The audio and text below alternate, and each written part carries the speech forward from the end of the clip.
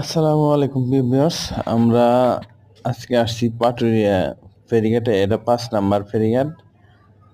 তো এখানে দেখতেছেন এই চরে যে মাসকালাইগুলো হয়, ওই মাসকালাইয়ের ডাটাগুলো বস্তায় করে আনছে এগুলা গরুর খাওয়ানোর জন্য। তো এই যে নৌকার ভাইয়েরা এগুলা নামাইতেছে নৌকায় থেকে।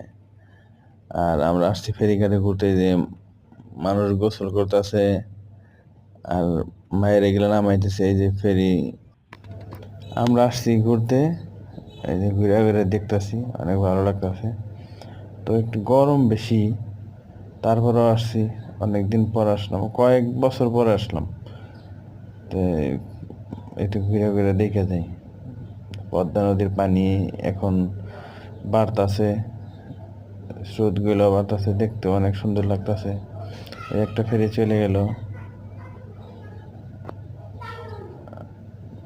আপনারা চাইলে আপনারা ঘুরতে আসতে পারেন, জায়গাগুলো অনেক ভালো।